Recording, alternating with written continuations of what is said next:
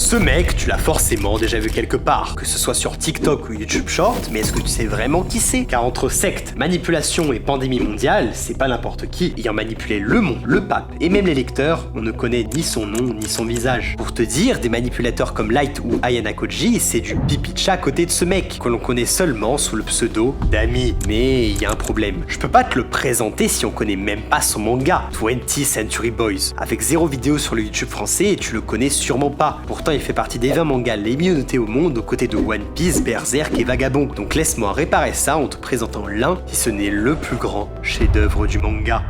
L'histoire commence en 97 au Japon où on va y suivre ce mec, Kenji, un japonais dans la trentaine qui gère un petit magasin de bric-à-brac. Il a un groupe de potes, il s'occupe de sa nièce, bref, il a rien de spécial si ce n'est une chose, la musique. Il joue de la guitare depuis tout petit, il a même fait partie d'un groupe, mais quand on le retrouve à l'âge adulte, il a tout arrêté, ayant abandonné son rêve pour un taf qu'il n'aime pas. Bref, il vit sa vie pépouse jusqu'à ce qu'un jour il revoit ce symbole. Sur le coup, il se souvient plus de ce que c'est, mais ça aura une importance capitale pour la suite. Mais l'élément qui va vraiment faire commencer l'histoire, c'est ça. La mort de Donkey, un des meilleurs amis d'enfance de Kenji, mort par suicide. Impossible, Kenji n'y croit pas une seconde et il va alors commencer à enquêter. Surtout que ce que je vous ai pas dit, c'est qu'il a une sœur, Kiriko, qui a décidé de se barrer de la maison du jour au lendemain sans aucune explication. La seule chose qu'elle demandera à son frère, c'est qu'on s'occupe de sa fille, Kana, qui aura elle aussi un rôle crucial, mais on y reviendra. Ouais, ça fait beaucoup de mystères, surtout qu'on est qu'au 5e chapitre du manga, et des chapitres, il y en a plus de 200 dans 20th Century Boys. Mais justement, c'est sur ça que le manga va jouer. Les mystères. Il y en a partout et tout le temps et ils vont nous tenir en haleine jusqu'à la fin. Que ce soit avec des foreshadowing du premier chapitre qui reviennent 7 tomes plus tard ou le petit cliffhanger de chaque fin de tome, on est servi. L'auteur ayant tout prévu depuis le début. Surtout que plus nos personnages avancent, plus ils découvriront la vérité. Et à chaque mystère résolu s'en cachera un autre bien plus gros. Mais d'ailleurs, vous savez c'est quoi le truc qui lie tous ces mystères? Alors non, c'est pas le groupe foireux de Kenji, mais bien ce symbole. Donkey est mort, on retrouve une lettre de lui où il en parle. Kiriko a disparu? Pareil. Et la question que tu te poses alors, c'est mais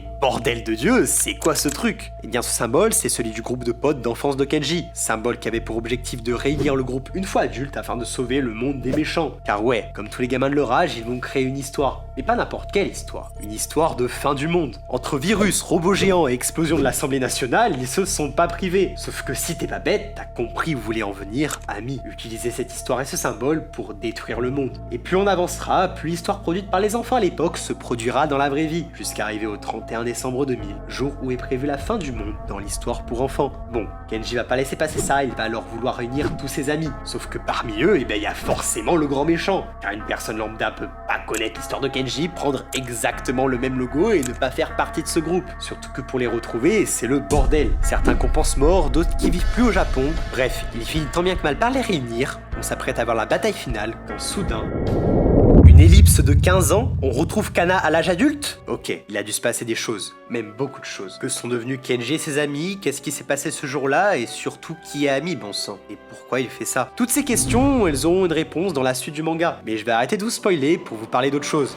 Personnages. Car s'il y a bien une chose qui différencie ce manga génial et intéressant de tous les autres mangas géniaux et intéressants, c'est eux. Dans 20, chaque personnage aura sa personnalité, sa propre histoire et ils apporteront chacun quelque chose à l'enquête, tout en évoluant à leur façon. Le petit garçon timide et peureux du début va devenir un leader capable de diriger un groupe. Le fuyard perdu du début va devenir un adulte capable de faire face à ses problèmes. Et c'est ça la force de 20. Ce ne sont pas ces héros parfaits de shonen qui n'ont aucun défaut sur eux à utiliser le pouvoir de l'amitié. Non, les personnages ici sont humains. Ils ont chacun leurs défauts et ça permet à tout le monde de s'identifier à un du casting. D'ailleurs, s'il y a bien une qualité de l'écriture d'Urasawa, l'auteur du manga, ce sont bien les personnages féminins. Et quel plaisir, mesdames, d'avoir enfin des persos féminins bien écrits. C'est fini les Sakura ou les filles qui sont là pour jouer la copie du héros. Ici, les femmes sont badass, ont un vrai rôle à jouer dans l'histoire et elles font face aux enjeux. Que ce soit Kana, Koizumi ou Kiriko, elles ont chacun leur personnalité, leurs travers, leurs inquiétudes et c'est ça qui est beau, putain. Mais ce qui est pas beau, c'est de voir qu'il y a 99% d'entre vous qui ne sont pas abonnés. Donc n'hésite pas à t'abonner, à liker, ça aide vraiment les petits créateurs, donc si tu le fais, merci. Bon, maintenant il faut que je te demande un truc très important, est-ce que t'as vu le film Ça? Alors ouais, comme ça il y a l'air d'avoir aucun lien avec la suite de la vidéo, pourtant il y en a bien un, car ces deux œuvres possèdent un truc que l'on ne retrouve nulle part ailleurs et ce sont leurs styles de narration. Dans les deux histoires, on alternera entre les différentes époques, des années 60 et 90 jusqu'aux années 2000. Et ce qui est fou, c'est que chaque époque a ses événements, ses secrets et une version des personnages bien différentes. Mais dans les deux, on aura aussi un méchant qui entrera les héros dans les différentes périodes de leur vie. Et pour faire ça, Urasawa va utiliser un outil bien spécifique, aka aka le flashback. Mais contrairement à la majorité des mangas qui nous racontent le passé trop sombre des personnages, ici le flashback aura une réelle utilité en termes d'écriture. On le retrouvera dans chaque tome et chaque personnage nous livrera son point de vue à lui sur tel ou tel événement. Mais pour autant ça ne veut pas dire que ce qu'il dit est la vérité, mais plutôt ce dont il se souvient. Et en parlant de souvenirs, je pense qu'il est temps pour moi d'évoquer les deux grands thèmes du manga. Déjà le plus important, l'enfance. Dès son premier chapitre, le manga va placer l'enfance au cœur de l'intrigue, afin d'explorer une question centrale que tu t'es sûrement déjà posée, jusqu'à quel point l'enfance façonne les adultes que nous devenons. Le manga ne répond pas clairement à la question. On va avoir des personnages comme Ocho Yukiji qui vont vouloir fuir leur passé, tandis que d'autres comme Ami vont ne vivre que par et pour l'enfance. Et surtout, il y a une phrase qui est pour moi la plus importante du manga et qui résume tout ce propos. Sommes-nous les adultes qu'on rêvait de devenir? Si les enfants que nous étions voyaient les adultes que nous sommes, ils riraient peut-être. Et en opposition totale à ça, le manga va explorer un autre grand thème que l'on connaît bien, la manipulation. Dans 20th Century Boys, la manipulation est partout. Que ce soit dans les souvenirs des personnages ou dans les médias, tout est contrôlé par Ami. Et s'il y a bien un manga qui m'a fait comprendre à quel point l'humain est manipulable,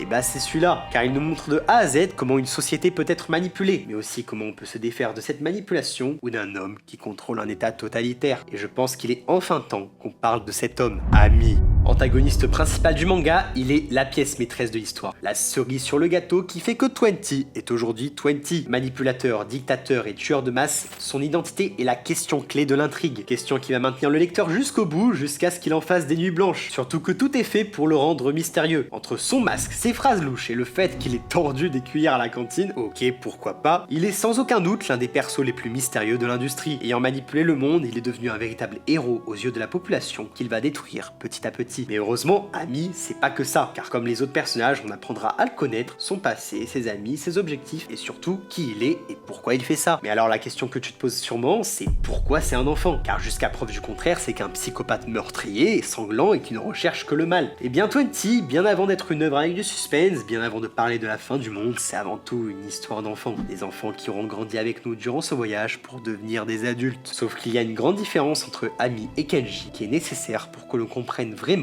le message du manga. Ami, c'est un enfant qui est resté dans le passé, dans cette nostalgie, et qui ne voulait ni grandir, ni se confronter à ce monde d'adultes froid et impitoyable. Plutôt que d'affronter ça, il préfère imposer son propre récit, un récit dans lequel il serait le héros. Kenji lui aussi a des rêves, lui aussi est un enfant au fond, mais il a décidé de grandir, pas parce qu'il le veut, mais parce qu'il le faut. Grandir pour évoluer, grandir pour changer le monde, afin qu'un jour peut-être, il accomplisse son rêve d'enfant. Et je pense que cette morale, c'est pas là juste pour faire un mot. Cette morale, elle s'applique à la société tout entière. Combien d'entre vous aimeraient revenir en enfance, quand tout était plus facile, beau et agréable? Pourtant, même si on est tous des enfants, il faut savoir avancer en tant qu'adulte dans le présent, sans pour autant renier son passé. Donc laisse parler ton âme d'enfant, tout en avançant dans le présent.